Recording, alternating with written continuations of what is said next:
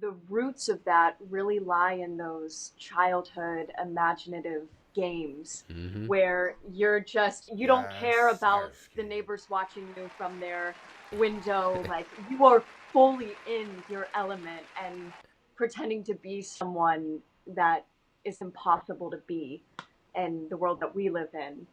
Um, and so as a kid, I definitely pulled, my little sister and all my neighborhood friends into these imaginary places and worlds we'd create together. Right. Um, and that feels like, the kind of where that creative journey began. Started where it first started. Well, that's Yeah. amazing. That's amazing that you say that because, as a kid, literally what you said, you don't care who's watching. You're outside, doing your thing and creating all these magical, imaginary worlds. I used to do the same thing. Really, we had all my neighbors. We would have wars and Nerf guns and stuff like that, and Yeah. all different, and even just like playing football and just different stuff like that. So that's kind of where you kind of found those roots. You were saying, At that time there was no time to breathe.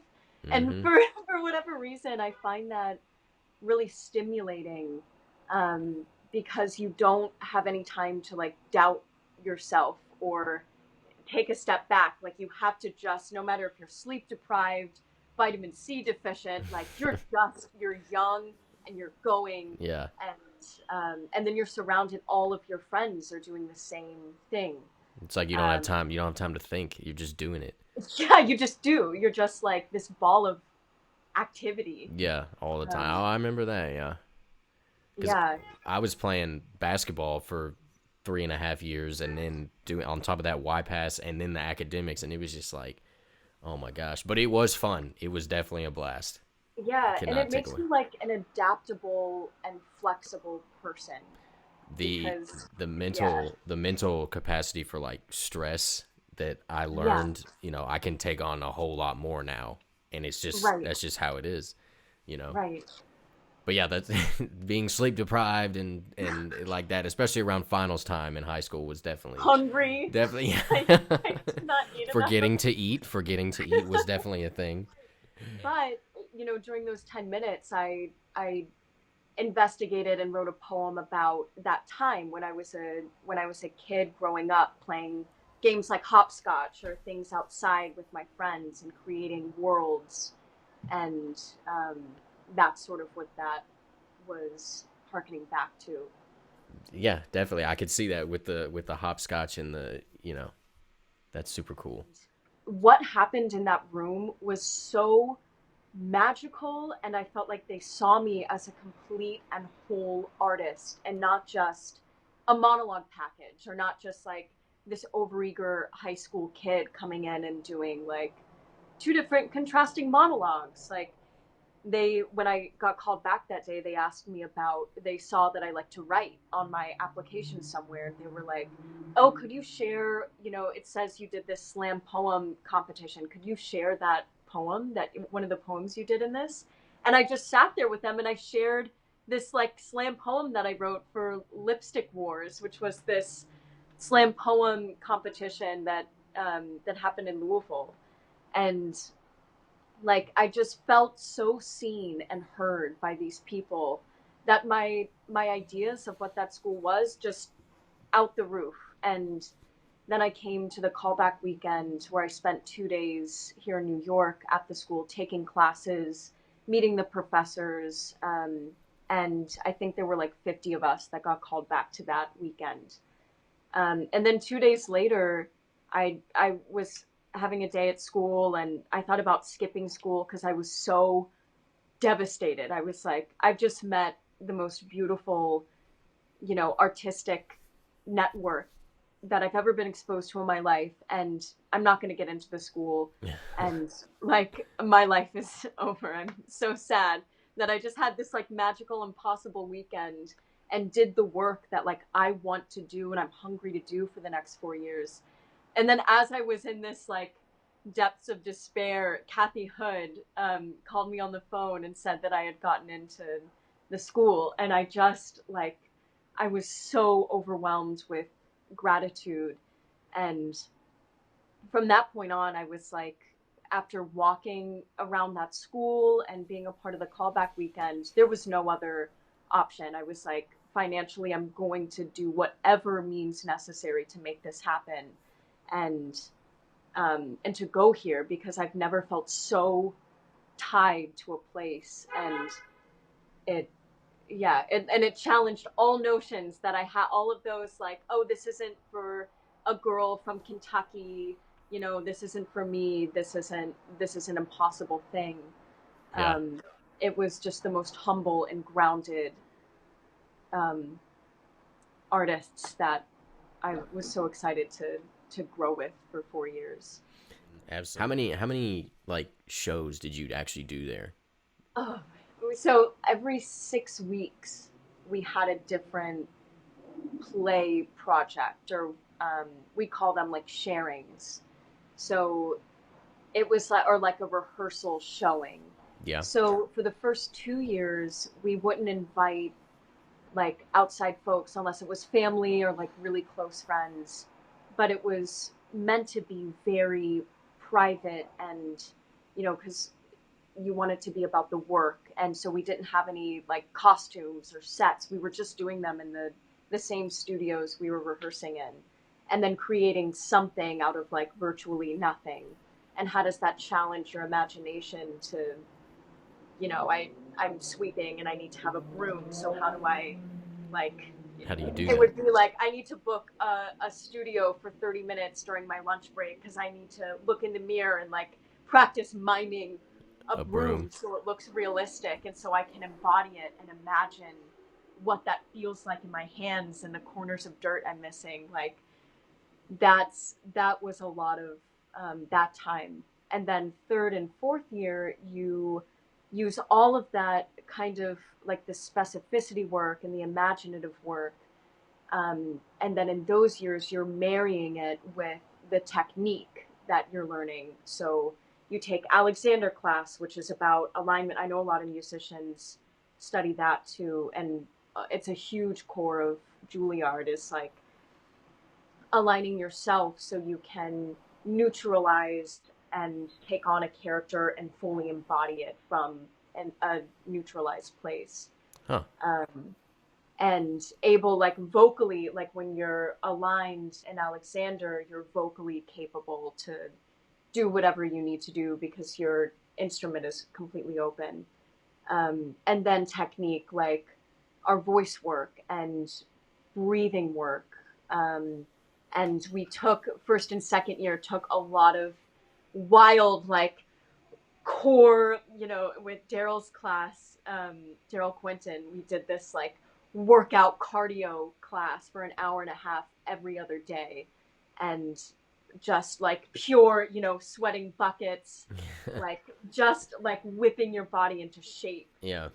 so that you are able, if you have to play Caliban and you're crawling on the ground and you have to like jump up and swing on things, like you're like, yeah, I got it. I am confident that my body can take on that kind of a character.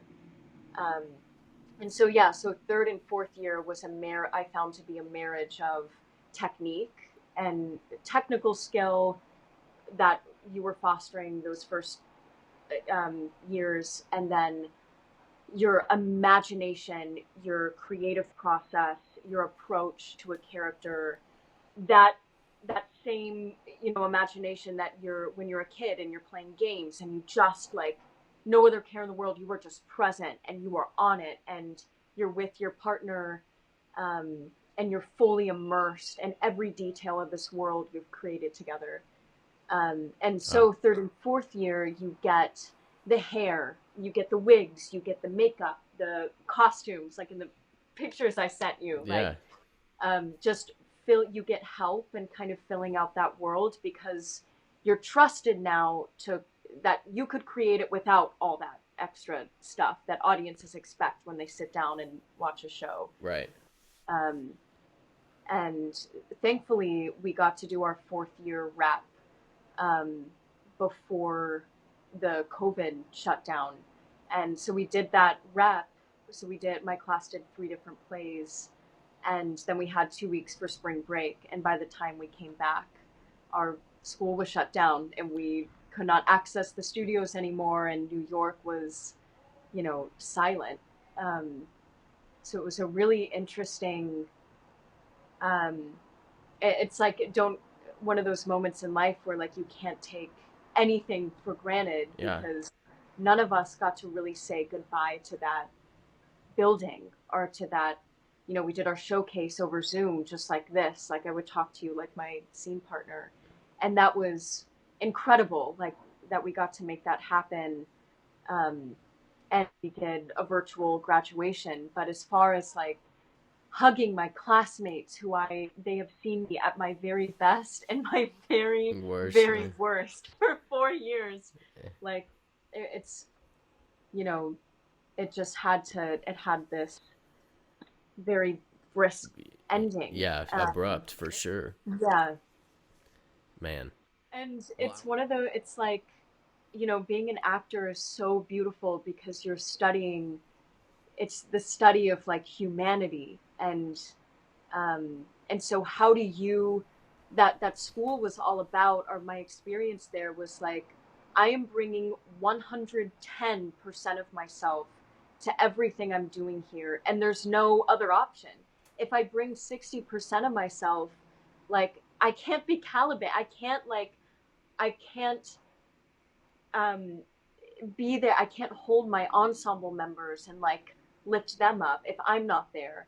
And so, as much as it's about self discovery, you have to bring yourself in and just work with. A big lesson for me there was working from where I'm at, instead of like, if I come in and I'm like, oh, sleepy, like this is hard, I can't do it today, instead of putting a mask on and being like, okay, I'm gonna do it. I'm gonna get through it.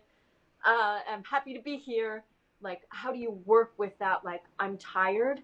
I'm at my wit's end, but I'm going to be present with you, and I'm going to lift you up. I'm going to be here for you, and that energy of like of that of grace really Yeah. that was a huge learning curve for me those 4 years. So That did you Yeah. find yourself doing that like often? Maybe not often, but having to put that mask on like that? Yeah, I think, and maybe that's something I developed in high school. That, like we were talking about, like the just get through it, just put the mask on, get through it. But it's this really subtle difference, and like, and because your teachers, they see you so intimately for 4 years, they know when you're not yourself or when something is Yeah, going on. They that's know, true. right? Whether you like it or not, they will corner you and be like, "I see you're going through something," Yeah. and you're like, "Ah." They know, they know. Yeah. But yeah, it's just like this really subtle alteration of like, instead of putting something over that energy, I'm going to acknowledge that's happening, but I'm going to put it into the work I'm doing. So, Yeah, but but from that, you got to like think about what is the work I want to do. There was way more highlight on like the individual as opposed to me and my ensemble. It was like, oh, I have to graduate from my ensemble, and how do I like carry these people with me, because they define so much of who I am, just like I do for them.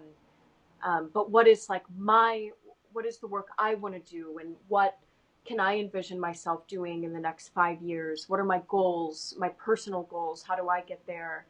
And then all of our work was like doing self tapes and be like mastering the art of the self tape, where you have a reader, but you get a script, you get an audition, you have to memorize it in 24 to 48 hours, jeez. record it, and like be your own director, um, and then send it off to your management, who sends it off to casting.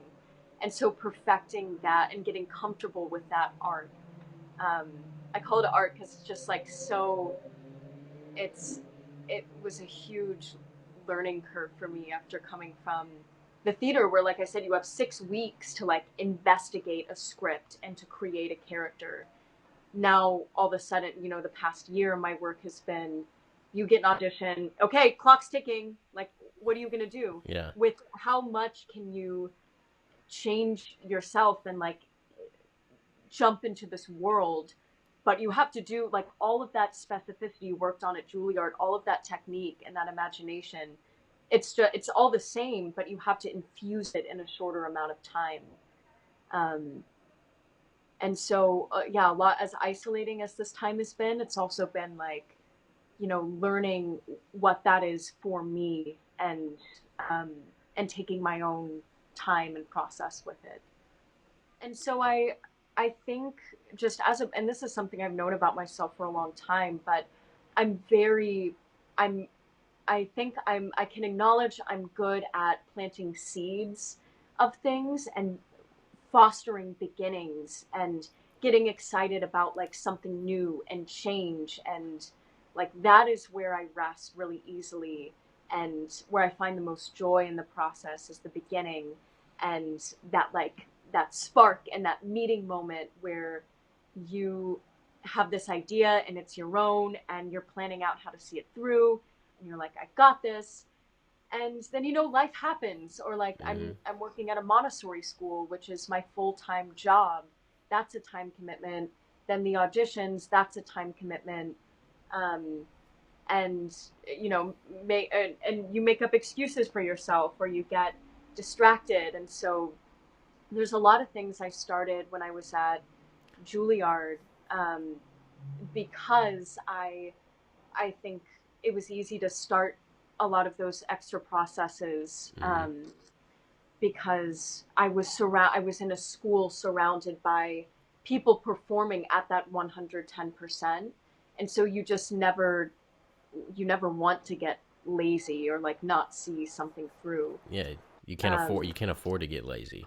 yeah, and so I took this awesome creative writing class, and I started a manuscript.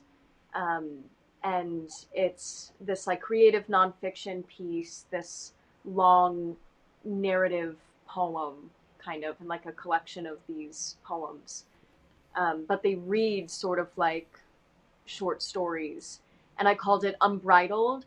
And I like Yes. really tweaked away at it my third year of school.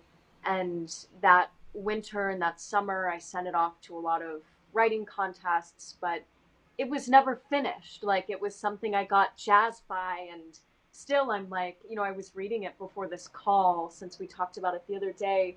And it was like, this is just something I need to finish this. And then, like, I can't jump myself. Like, I need to really put the time and the work into it before I share it with the world. Um, and then there's some art projects like this. I told you I was making this sketch of my sister that I'm going to paint. Um, and that my time at school, I would always do like paintings for friends or like commission work. Um, so for my friend Jalen's birthday, he sent me this photo of like me and our two other classmates just flat out asleep on the subway train. And he was like, I want you to paint this for me. And so I painted it in oil and gave it to him for his birthday. Like, those kind of things I love to do. But Yeah. for whatever reason, I just like really struggle with seeing them through if I'm not being held accountable. But then I can't expect other people to hold me accountable. I have to do that for myself, especially in this time. Yeah. That's a big concept, really, is being holding yourself accountable. And I think any creative would say that it's super easy to get excited about and like see and feel that initial spark of starting something and then finishing it. It's almost like you're your own worst enemy in a way. It's like just trying to bring everything together. Like, if I was making a song or working on a song, it's amazing to start it, and you've got all these different people giving you input and stuff, but finishing it is like, when do you like even know? It's the Yeah. exchange program. Tell us a little bit about that. Yeah. So after the election, I think all of us, as like devastated as so this was 2016, my first year of school. Okay, all right. Um, as like we were just so devastated, Yeah. and as an artistic institution, we also recognized, as like awful as these 4 years are going to be with this presidency, it also is going to be perhaps the greatest time for artists, because we have like a lot of things to say about this, and we have True. a lot of like, it Facts. just Yes, I understand. activated us in a way of like, oh, I have something to say about that. and and so a lot of us, we explored ways that we could combine our activism with our artistry. And one of the first things I like wanted to touch base with, I think, like coming from Kentucky and then seeing how many or like how red Kentucky was when they voted, a lot of people would turn to me and be like, who did you? Oh, you come from Kentucky, so you probably know.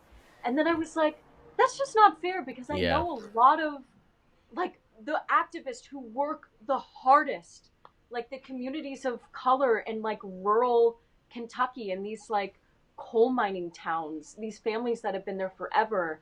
I'm like, I know how hard those activists work.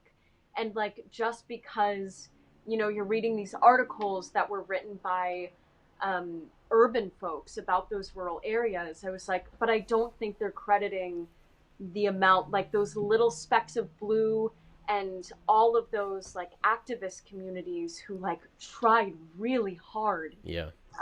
to and had these like very difficult conversations with their communities. um, and so I was curious about those people, and then I got together with two of my classmates in my drama class, and then an opera singer at the school who had done work with environmentalists and activists in Appalachia and in a lot of the regions, I like just outside of Huntington, West Virginia, and in Eastern Kentucky. Um, and so we all got together and we were like, we want to investigate the conversation between the urban rural divide, and like, why do we write off all like assume all rural people voted for Trump when like that's not the case?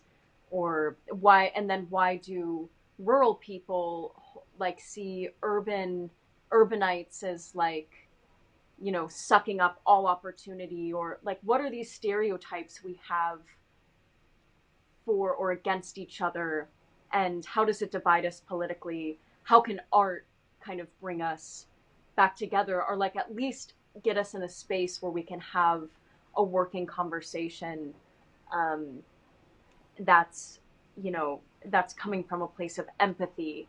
And my biggest thing during that time was when like, when I was exposed to someone who like said, I voted for, or if I was talking to this person and if they admitted to voting for Trump, or if they started talking about like make America great again, how my impulse was to be like, no, no, and like wanting to just erupt because of how like violent those kind of statements are. Like, how do you control that impulse and like actually have a conversation? Like, well, why did you vote for him? What did you see in his policy? Like, why? What is your experience? What are your hardships that like you would turn to um just a monster like that and expect him to be our nation's leader? And so like, just trying to work with, there was a lot of impulse to be of like cancel culture, and like, I can't engage. And as much as I participated in that cancel culture, this project was an excellent lesson in like, sit in that discomfort, and how can we create like change out of this, or how can we break this down and like really observe where we're going wrong here, or where we're just like, but it was writing off rural people as like those stereotypes, when I was like, I grew up around the strongest activists I know were from Eastern Kentucky. Um and so we went down to that first year of school. We all four went down to Whitesburg, Kentucky, and we got a grant from Juilliard to do this work. And then, you know, when you're working with a small community like that, and you are the outsider, and you came from a lot of privilege, like we were four Juilliard students coming from New York City. Yeah. We got a grant to come down here. How do you work with that privilege? And it's just like white privilege. Like, how do I acknowledge that I have this privilege, and then use it to lift up people of less privileged, people in a less privileged position, instead of like separating myself or like allowing that to make me feel guilty. It's like, acknowledge it, and then, like I was saying at school, it's like, acknowledge that thing and then work with it. Like, okay, I recognize, like, we got all this funding to come down here, but every ounce of that money is going to be for us, and for, like, it's going to be shared. Yeah. For the work that we want to create, not the work we want to, like, do for you. It's, like, for us to meet in a common space. And so we did, like, potlucks with the community. We met with this awesome program called AMI, Appalachian Media Institute, and that was like high school age students and older, who were like, you know, some of the most like equitable and like charged with like activism people. And, you know, they're living in this like very small town in Appalachia. And so getting together with them and then creating a piece about the urban rural divide. And I think one of their main concerns with like us coming down there was like, you know, people are fascinated by Appalachia. They want to come and they want to tell our story for us. They want to come and like paint us as something that maybe we aren't. Yeah. And, you know, they're not documentaries aren't going down there to like, not always going down there to document like all the activism that's happening there. They might be going down to like, you know, heighten the poverty and like, oh, look, that's why all of them believe this politically, when it's like, no, not all people they come from hardship, but they didn't vote for Trump. Actually, they're like really fighting against him. And so it was just really, and then, you know, coming from the privilege we have, there was also this thing of like the hero complex, like acknowledging there's this thing when I have a lot of privilege, like having gotten out of Kentucky and having gotten to like have a college experience out of that state, and then coming back to that state to do artistic and political work. Like, how do you not fall into this hero complex where you're like, I'm here to help your community, to like, I'm here to share what I've learned. It's like, no.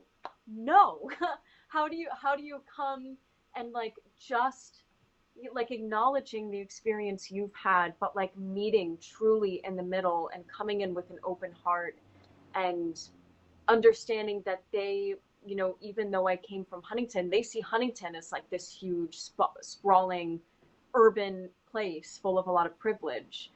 And so it was this extremely humbling and informative time.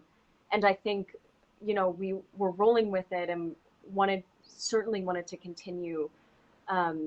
But we just couldn't get any more funding from the school. And it's difficult organizing something of that, and we really wanted to get the AMI students we were working with to come up to Juilliard and like do a show together in our space. But funding that is incredibly difficult. And, you know, we're balancing being students on top of like writing. Yeah, it's a lot. It's a lot. Yeah. Yeah. And so, and you know, here I am like making excuses for like why we didn't see this thing through. And I wish it was just such an important and very relevant to who I am is, you know, that urban rural. Yeah. Like I've always felt teetering between those two worlds my whole life. And so it was personal. Definitely. And Yeah. we just met this amazing community.